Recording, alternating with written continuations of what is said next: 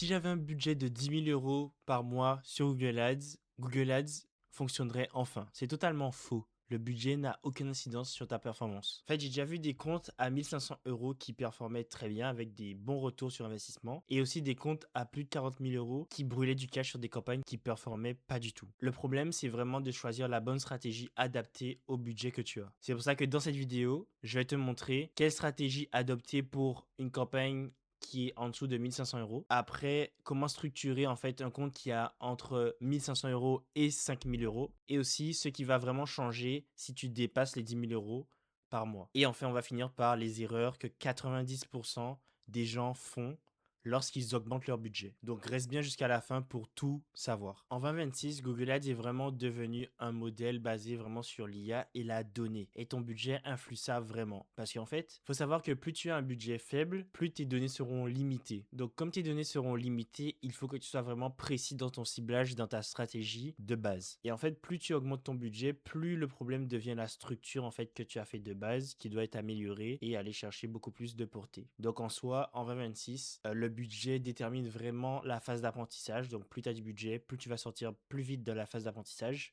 Moins tu as du budget, moins tu as de données, donc moins de chances que tu sortes vite de la phase d'apprentissage de l'algorithme de Google. Donc premièrement, parlons de si tu as un budget entre 500 € et 1 500 € par mois. Donc en fait, on va appeler ça le mode survie stratégique. En fait, avec ce petit budget que tu vas pas avoir assez de conversion pour nourrir vraiment l'algorithme de Google pour qu'il t'amène vraiment un bon volume et des bonnes performances. Donc en fait, le piège, c'est vraiment trop de se disperser à ce moment-là et de diluer surtout la donnée. C'est très important de ne pas le faire. Le but, ça va pas être de lancer 10 000 campagnes, donc des campagnes search, PMax, display, parce qu'en fait, à ce moment-là, tu vas vraiment perdre ton contrôle. En fait, le problème, c'est que si tu fais ça, tes CPC vont être instables, donc tes coûts par clic. Donc en fait, tu vas ramener beaucoup de clics, mais tu vas pas avoir de vraiment retour sur investissement ou des conversions tout simplement. Donc en fait, les résultats aussi, c'est que tu auras peu de volume de conversion. Et en fait, ça peut vraiment te frustrer rapidement. Et souvent, les auto-entrepreneurs qui commencent se frustrent parce qu'ils n'ont pas assez de données et ils n'ont pas assez de résultats parce qu'ils se sont fixés un objectif beaucoup trop court terme et trop haut. Une des stratégies très importantes, c'est vraiment d'avoir une conversion principale pour ta campagne. Ici, je me trouve dans le compte Google Ads. Ici, je suis dans les paramètres d'une campagne. Et ici, on peut voir les objectifs de conversion. Donc, on a un envoi de formulaire, de lead, et aussi un contact. Donc, c'est un appel ou un clic sur appel. Voilà. Ici, c'est deux conversions. Mais comme on a un petit budget et on veut vraiment performer et être très performant, on va dire, c'est important de regarder juste envoi de formulaire si c'est vraiment la conversion qui est importante pour vous et la conversion principale et pas ajouter des conversions micro qui vont rajouter du volume ou certes, mais qui vont pas aider l'algorithme à comprendre c'est quoi votre conversion principale. Donc c'est important de choisir la conversion principale. Donc ici par exemple, je vais aller ici et pas mettre par défaut surtout, aller dans selon la campagne, sélectionner l'objectif de conversion et ici je vais sélectionner mon formulaire et j'ai que le formulaire ici dans la paramètre de ma campagne. Et c'est important de faire enregistrer, mais ici je vais pas le faire, et d'aller dans vos conversions. Et par exemple, imaginons votre conversion c'est ce formulaire. Vous allez aller dans votre formulaire et vous allez surtout, mais surtout, activer action principale pour l'optimisation des enchères. Parce qu'en fait, si vous activez en action secondaire, l'algorithme de Google ne va surtout pas optimiser vers cette conversion. Il va juste vous dire combien de conversions vous avez eu, mais il va pas aller chercher le plus de conversions possible. Donc c'est important de mettre principal et non secondaire. J'espère que c'est clair. Ensuite, en général, ce que je conseille en fait pour ce type de budget qui est vraiment petit, donc 500 à 1 500 € par mois, c'est d'utiliser des campagnes search. Pourquoi les campagnes search? C'est parce que je trouve que c'est des campagnes qui ont une intention très forte et qui sont vraiment bas funnel pour aller chercher la conversion que vous voulez. Contrairement à une campagne YouTube ou display ou etc. C'est vraiment très considération parce que dans une campagne search, la personne va taper son intention de recherche. Donc, imaginons que quelqu'un tape sachet manger pour chat. En fait, il veut vraiment ce produit-là. Il veut pas autre chose. Alors que contrairement à YouTube, la personne est sur YouTube puis il voit une annonce passer, mais c'est pas forcément ce qu'il veut. Donc, avec Google Search, c'est vraiment, on se qualifie sur vraiment des personnes qui sont très chauds. Et ça m'amène à mon deuxième point, qu'on va se retrouver une plateforme. Ici, on se retrouve une plateforme dans Google Ads et je vais rentrer dans ma campagne, par exemple celle-là. Et ça va être important de bien choisir vos mots-clés. Donc, peu importe ce que vous choisissez, c'est vraiment important de sélectionner des mots-clés avec une intention qui se rapproche le plus de votre conversion. Donc, si c'est une inscription si c'est vraiment, par exemple, vous avez un service d'avocat, comme dans mon exemple ici, c'est vraiment de mettre avocat Paris et pas juste mettre avocat tout court. Mais la chose la plus importante pour moi, pour un budget de 500 à 1500 euros, c'est vraiment de rester sur des types de recherche, des types de correspondance, pardon, expression exacte ou mots-clés exacts seulement. Parce que, en fait, si vous êtes en requête large, vous allez vraiment attirer des gens qui recherchent tout et n'importe quoi, un peu lié à votre mot-clé, mais ça peut vraiment être une perte d'investissement vraiment sur des mots-clés qui n'ont rien à voir avec ce que vous voulez. Et surtout, si vous ne regardez pas tout le temps vos termes de recherche qui remontent ici, vous allez dans termes de recherche et vous pouvez voir qu'est-ce que les gens tapent pour voir votre annonce. Si vous regardez pas ça quasiment toutes les semaines, je vous conseille de mettre vraiment des mots-clés exacts ou expressions exactes pour cette tranche de budget. Après, en termes de structure, je vous conseille d'avoir 1 à 2 campagnes maximum. Par exemple, si vous avez 2 langues, faites une campagne français, une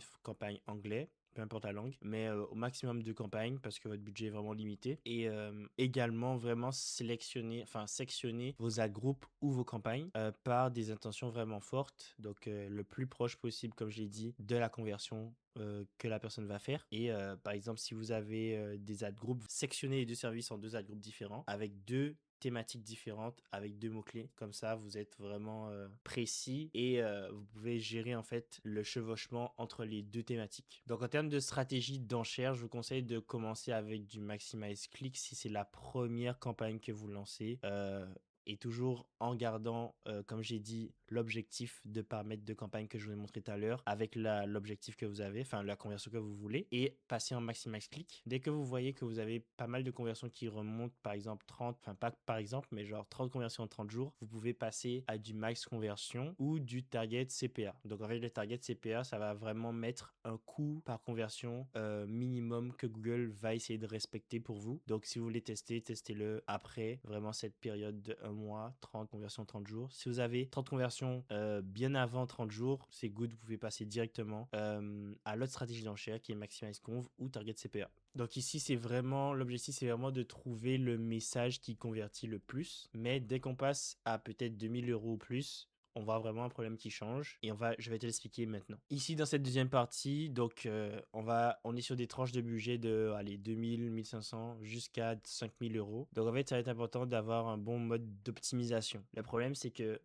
la chose importante, c'est que vous avez vraiment de bonnes conversions régulières qui arrivent dans Google Ads. C'est bien, c'est stable. Mais la structure peut être mauvaise et vous pouvez donner vraiment des mauvais signaux à l'algorithme. Et l'algorithme va vraiment dépenser des budgets que vous voulez pas. Donc en fait, souvent, beaucoup basculent sur une nouvelle campagne type PMax ou Display. Mais en fait, il faut vraiment que la campagne Search performe très bien. Il y a des choses à faire, il y a des optimisations à faire qui peuvent vraiment être très bénéfiques, contrairement à juste lancer une nouvelle campagne alors que vous n'avez pas assez de budget pour. Le problème quand vous lancez une nouvelle campagne PMax avec ce budget-là qui est pas assez volumineux, vous allez certes avoir un peu plus de volume, mais en fait la qualité va baisser et le CPA va devenir vraiment instable. Parce qu'en fait, vous allez tester une campagne qui est différente de Search, qui est vraiment plus en haut dans le funnel de conversion. Et en fait, vous allez apparaître sur des gens qui cherchent pas vraiment votre produit directement. Donc, votre CPA va peut-être augmenter. Donc, à ce moment-là, c'est vraiment de travailler la structure. Donc, avoir une segmentation par intention de conversion.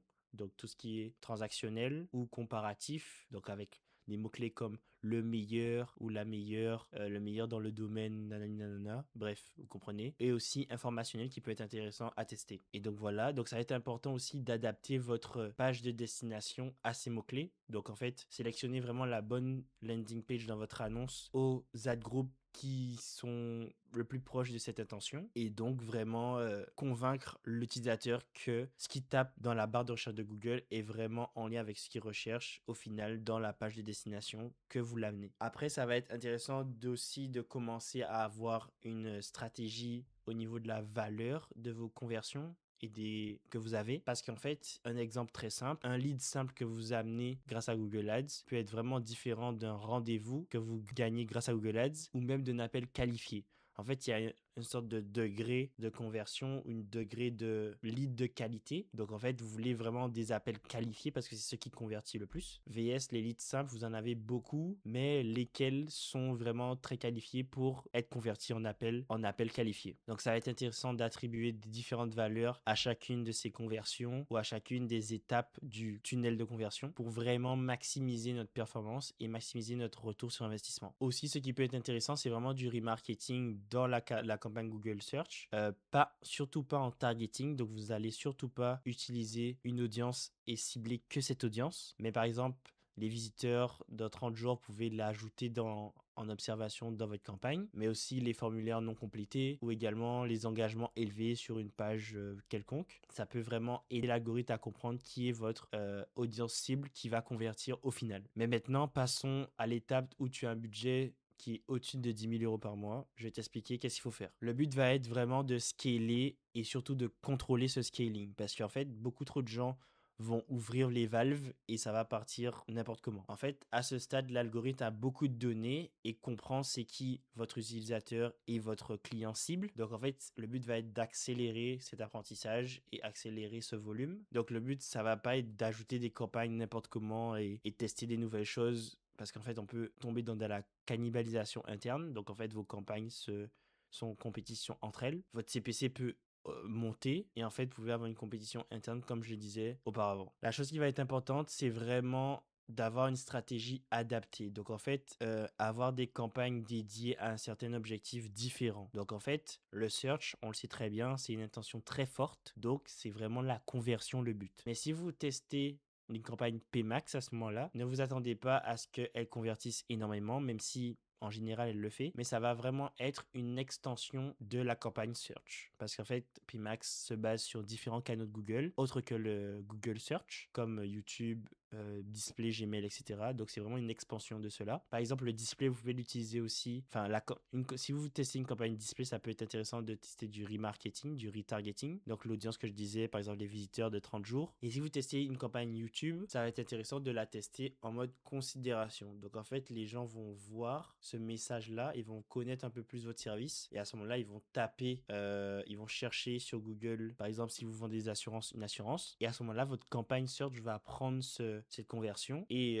selon l'attribution, mais en fait, vous voyez qu'en fait, il y a un tunnel d'acquisition qui va se former tout naturellement parce que vous avez vraiment scalé. Donc, en fait, c'est important d'utiliser vraiment au maximum vos données internes. Donc, si vous avez un CRM, le plugger à votre campagne et l'intégrer dans Google Ads pour vraiment alimenter l'algorithme. Donc, qui est votre bon client, la valeur à ces clients que vous avez attribués et vraiment le lifetime value qui est vraiment fort pour un certain type de client. À ce moment-là aussi, ça va être important de vraiment trouver la bonne stratégie d'enchère pour votre type de campagne qui est vraiment une campagne avec un gros budget, je le rappelle. Donc, si vous avez en fait un e-commerce, ça va être intéressant d'être en target ROAS parce que vous voulez avoir le plus de rentabilité que possible. Donc avec un target ROAS, vous pouvez gérer en fait votre rentabilité. Mais faites attention, si vous mettez un très haut target ROAS, vous allez avoir une baisse de volume de conversion. Donc c'est à jauger qu'est-ce que vous voulez le plus et vraiment établir un objectif clair. Si vous avez une campagne lead gen, ça va être intéressant,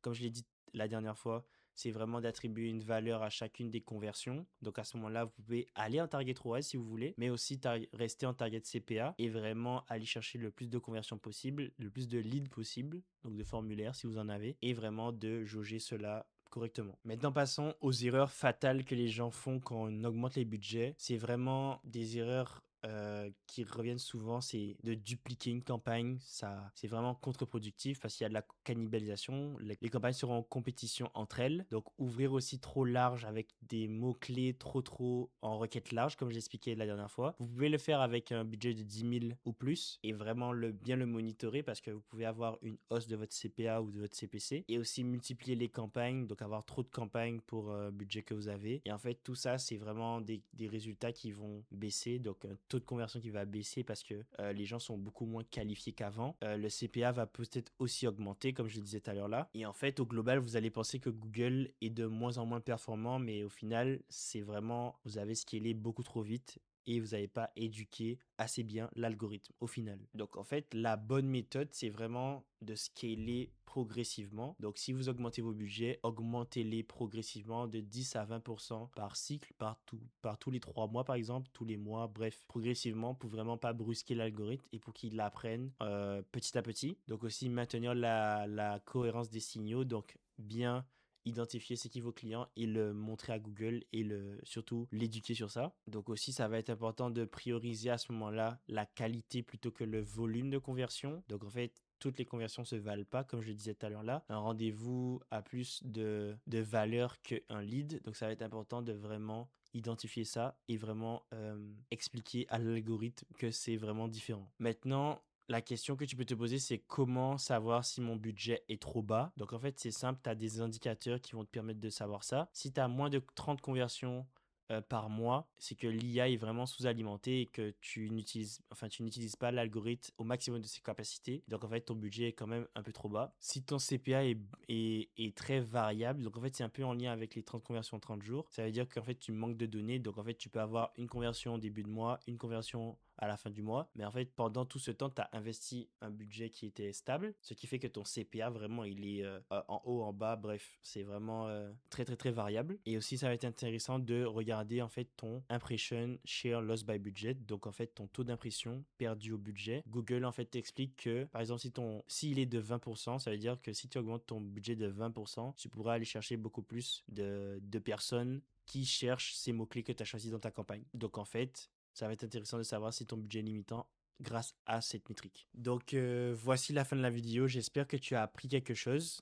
Et en fait, au final, peu importe le budget que tu choisis, c'est important d'avoir un budget minimum qui ramène vraiment des qualités et ne pas investir ton budget dans le vent. Vraiment optimiser continuellement, c'est vraiment la clé pour vraiment maintenir des bonnes performances dans Google Ads. Donc pour récapituler, si tu as un petit budget, il faut avoir vraiment une précision chirurgicale. Si tu as un budget moyen, il faut vraiment avoir une optimisation stratégique continue. Et si tu as un gros budget, il faut vraiment avoir une structure, une architecture vraiment très intelligente qui permet de vraiment diluer ton budget sur les choses qui fonctionnent le mieux. Donc, si tu as appris quelque chose, n'hésite pas à liker, à t'abonner et on se retrouve pour une prochaine vidéo.